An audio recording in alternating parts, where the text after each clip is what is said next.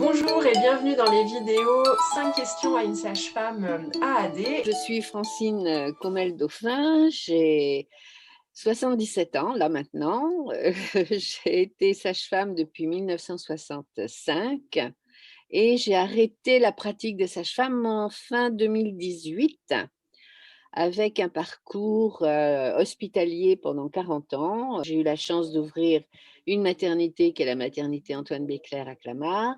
Et à l'issue donc de ma carrière hospitalière, je me suis installée en libéral pour vérifier un certain nombre de choses que j'avais dans la tête. Voilà, j'ai eu 15 ans, oui, 15 bonnes années de pratique libérale sur plateau technique et à domicile pour les naissances. J'ai toujours été extrêmement curieuse et j'ai toujours eu le sentiment que personne n'avait la vérité. Donc ça veut dire, par mes engagements syndicaux et professionnels, j'ai eu la chance de pouvoir parcourir un peu la France entière et donc de voir plein de sages-femmes qui pratiquaient plein de choses différentes, unes des autres, mais très complémentaires pour beaucoup. Et donc, en discutant et en voyant les collègues d'ailleurs qui avaient plein de pratiques différentes, j'avais aucune raison de penser qu'elles étaient nulles et que moi, hospitalière, j'avais tous les pouvoirs. C'était complètement fou. En particulier avec Anne-Marie Gavillot, qui était une sage-femme alsacienne et qui avait vraiment milité pour l'accouchement à domicile là-bas. Et dans tout ce qu'elle me disait, il y avait quelque chose qui me plaisait parce que le centre de l'intérêt, c'était les femmes quand même. Donc, de par toutes ces fréquentations-là, je me suis dit que l'hôpital avait beaucoup de choses à revoir, mais que malheureusement, tout le système hospitalier n'était absolument pas propice à mettre en place des choses différentes, surtout on s'orientait déjà sur des énormes maternités. Et comme j'étais toujours en relation avec des groupes de sages-femmes libérales, eh bien, quand j'ai eu terminé ma carrière hospitalière, je me suis fait recruter, si j'ose dire, pour cette pratique. Et moi, j'étais prête à le faire, surtout dans ma tête, parce que j'avais envie de mettre vraiment en pratique tout ce que j'avais entendu et qui me paraissait tout à fait adéquat pour le bien-être des femmes, des hommes et puis des bébés. Alors, ce qui m'a beaucoup plu d'abord, c'était de prendre le temps d'être one to one, hein, d'être là uniquement pour le couple qui m'avait demandé de l'accompagner, de prendre son temps, d'être d'être invité chez eux. Je trouve que c'est quelque chose d'assez agréable de se retrouver chez les gens. C'est en fin de compte beaucoup de liberté, un grand respect. Et puis moi, je suis tout à fait fascinée à chaque fois par la capacité des couples à se transformer avec la venue de leur bébé, quoi. On sent très bien pour la grande majorité d'entre eux qu'ils sont en train de découvrir leur capacité à mettre au monde, eux, par eux-mêmes, cet enfant-là. Mais le jour où j'ai compris que quand les parents pouvaient accueillir un enfant comme ça voulait dire qu'il y avait une transformation pour eux profonde et qu'ils ne seraient pas tout à fait pareils après qu'avant, je me suis dit que c'était un des leviers possibles de changer cette société et de faire que, bon, ça donne des citoyens qui soient peut-être moins soumis, plus réfléchis, plus conscients de leurs capacités que la majorité d'entre eux. Alors, le grand frein que j'avais au départ quand je me suis installée, c'était d'être seule. Donc la condition que j'avais mise pour rentrer dans le circuit, si j'ose dire, c'était la possibilité de pouvoir joindre, les collègues à n'importe quelle heure du jour et de la nuit. Bon, alors sur la région parisienne, c'est là où j'ai toujours exercé, on a eu un grand privilège parce qu'on était plusieurs. Au début, on a été 3 et puis après on a étoffé. On a eu la grande chance, de séduire un médecin qui a dit: «Ah mais c'est magnifique ce que vous faites. Ouais, ouais, ouais, moi je suis d'accord pour être avec vous». Ah ben, on avait notre correspondant médecin, en cas de difficulté, on savait qu'il y avait un regard bienveillant. Donc ça, c'était une chance extraordinaire de pouvoir, faire comme ça. Et il n'empêche que à chaque fois qu'on allait sur un plateau technique privé, on avait l'impression qu'on était obligé de repasser notre diplôme. En fait, j'ai trois étapes, enfin j'en ai eu plein d'autres, hein, mais il y a 3 étapes qui me ravissent toujours. La première, je suis appelée par une patiente dont la sage-femme qui la suit est en vacances, donc je la connais pas et j'arrive chez elle et je me trouve face à une femme qui doit faire 1,56 m, tu vois?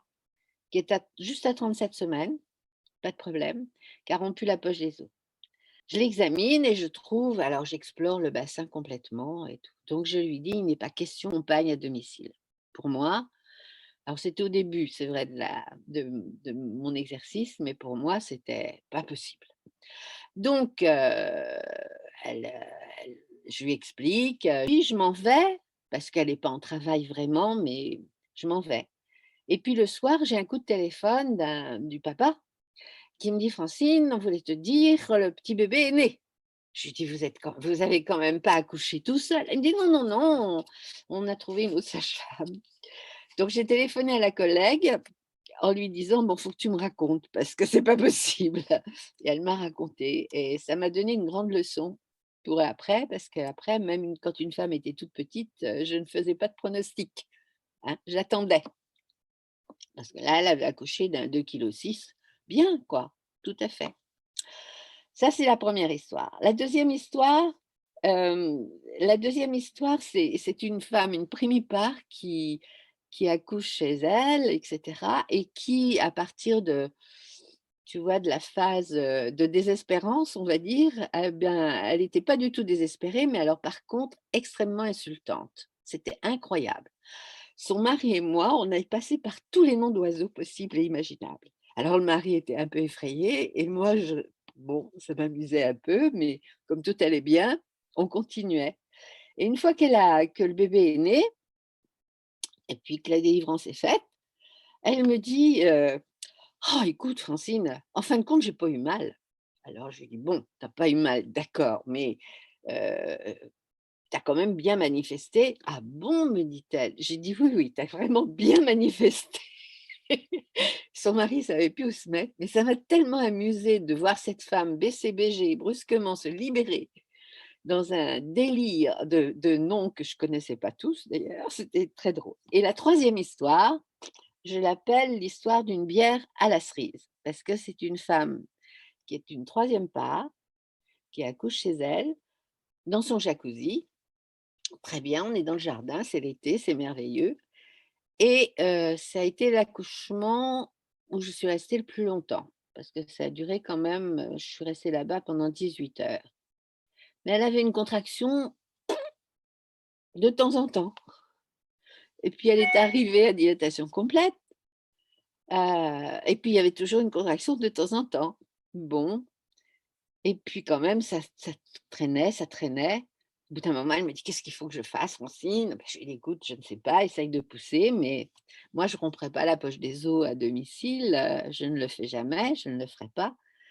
Bon, alors elle essaye et puis ça marche pas, elle est toujours dans son bain et elle me dit: «Bon, bah, écoute, on va partir». Je dis: «Bon d'accord», donc on commence à tout préparer et à ce moment-là, il y a le mari qui vient et qui me dit: «Francine, avant de partir, est-ce qu'elle peut prendre un peu de bière à la cerise? Parce qu'elle adore ça». Bah, je lui dis: «Oui, bien entendu». Donc il débouche la bouteille, elle en boit 3 gorgées, elle bondit dehors et pouf! Elle fait son petit. Donc, je lui ai dit que pour le prochain, il fallait qu'elle prenne d'emblée La bière à la la cerise. bière à la dès le départ. C'est génial. Voilà, c'est les petites histoires, tu vois? Alors c'est des souvenirs comme ça que je trouve, Mmh. en plus de tout l'émerveillement qu'on peut avoir, ponctuellement. Mmh. Mais là, ils ont de la chance d'être nés dans de telles conditions. Ce que j'aurais envie de leur dire, c'est d'y aller d'abord, de pas hésiter, mais c'est sûr qu'il faut s'entourer, d'un compagnonnage. Moi, je crois qu'il faut qu'on arrive alors dans la pratique, ça me semble beaucoup plus facile d'être aussi à 2 ou à 3, hein, de ne pas faire ça tout seul, parce être en équipe et de réfléchir sur ce que c'est que l'équipe. L'équipe, elle est fondée sur une confiance absolue. Et alors, confiance absolue avec les collègues qui doivent aussi avoir confiance dans les capacités de la sage-femme, comme la sage-femme qui accompagne une femme doit avoir confiance dans la capacité de la femme et la femme réciproquement. Je veux dire, moi, j'ai eu la chance de découvrir ça à l'hôpital quand même en tout début de carrière, d'avoir des moments où c'était les femmes qui m'encourageaient à les accompagner, tu vois? Je sentais, bon, qu'il y avait un moment où ça comme ça et puis tu avais la femme qui disait: «Bon, tu vas m'aider, hein, tu vas m'aider». Donc elle te renvoyait quelque chose, qui faisait que tu te ressourçais en définitive pour l'aider ou elle te rassurait et ça, c'est quelque chose qu'on n'apprend pas suffisamment, et puis qu'on s'autorise pas à faire. De même en sens inverse, quand tu as une femme qui est hyper inquiète et que malgré tout, tout va bien, bon, bah, je commence à me dire, «Elle sent quelque chose que moi je n'ai pas diagnostiqué». Donc ça, c'est quelque chose, qu'on apprend au fur et à mesure, qu'il faut savoir laisser venir et je pense qu'il y a que l'échange avec les collègues qui peut te permettre ça. Donc aux plus jeunes, elles ont pas besoin d'avoir beaucoup d'expérience, parce on apprend toujours tout au long de la carrière. Mais elles ont besoin d'avoir la possibilité d'échange avec les collègues. Ça, c'est extrêmement important. Donc voilà ce que je dirais, mais j'encouragerais vraiment beaucoup, beaucoup, beaucoup. Parce que c'est ça le métier.